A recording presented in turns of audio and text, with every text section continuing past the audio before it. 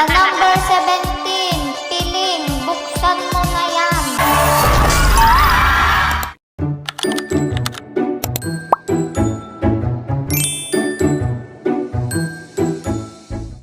Hi, hello guys! This is Persay, ang piling vlogger ng Alcalo.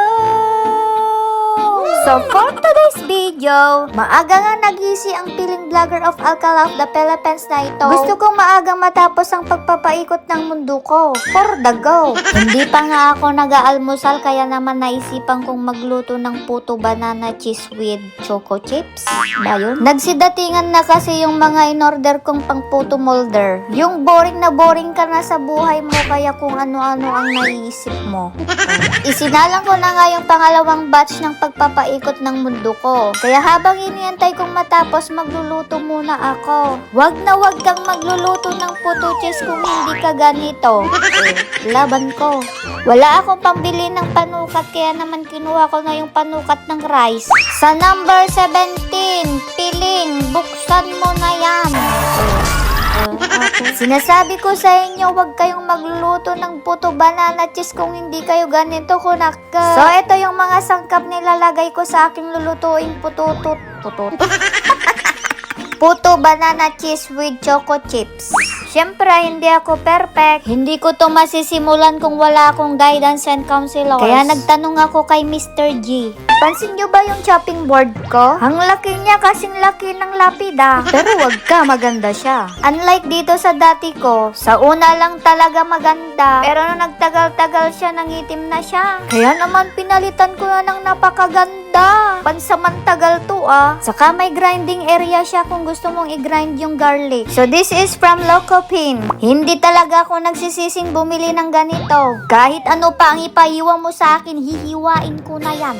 So going back sa aking lulutuin, mas maganda kapag ang banana mo ay very stressful. Itong banana na nilagay ko, hindi pa siya gaanong ka-stress. Masyado siyang masaya sa buhay niya. Kaya para mas masaya, kakainin ko na siya. So hindi ko na nga kailangan i-explain kung anong pinaglalagay-lagay ko dyan. Wala naman dapat akong i-explain dyan kasi puro tansyameters lang ang gamit ko. Kaya good luck na lang kung magiging successful ang piling vlogger of Alcalo of the Philippines na to.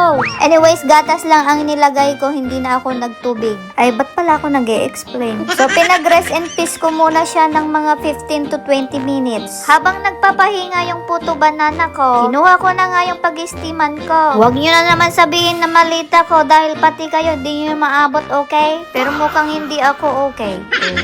Naibaba ko na nga ang mahiwaga kong rice cooker. Kagandahan nga ito ay may steamer na siya. Ito na, magpapakulo na ako ng tubig ng ilog ng Pasay. Nakapagpahinga na nga ang puto banana cheese ko pero nakalimutan kong lagyan ng choco chip. Pero sabi ko nga, I'm not perfect. Pero ox lang kasi optional lang yon kung gusto nyong lagyan or hindi, okay? Alam nyo bang excited akong gamitin ito? Pero sa unang gamit ko, palpak. Barado mo. Kasalanan ng choco chips na yan. Kaya naman ito na lang ang ginamit ko. Mas napabilis pa ang buhay ko. Kung sa cheese naman, kung anong gusto nyong cut, ay yun ang susundin nyo Ako kasi medyo makapal na malapad. Pero dapat manipis lang yon kasi mahal ang cheese Wow! What a perfect I'm very proud of myself. First time ko lang itong lutuin ngayon and masasabi kong hindi siya palpak. Aba, palpak man o hindi, ako na ang bubuhat sa aking sariling upuan Natapos na nga ang unang batch. Oras na para magyabang. So sa nakikita nyo ay hindi ko talaga siya tinipid. Alang titipirin ko yung sarili ko. Nasarapan nga ako sa una kaya naman kumuha ulit ako. Masarap kasi kainin kapag kakaluto lang. Tapos magkape ka ng black coffee. Ay, perfect. Pero sorry, hindi na ako nagkokope. At natapos na nga ang second batch. So lahat ng sorry. Yung nagawa ng tansyameters ko ay umabot ng 16 pesos. So may meriendahin na ako ng 2 to 3 days. Charis. Anyways, ang size na ginamit kong puto molder ay medium size. Wala lang, na-share ko lang. First time mo magluto pero ganito na ang look. Ay, perfect din ito pang negosyo Pero syempre pag negosyo na iba na ang usapan. Hindi na dapat tansyameters.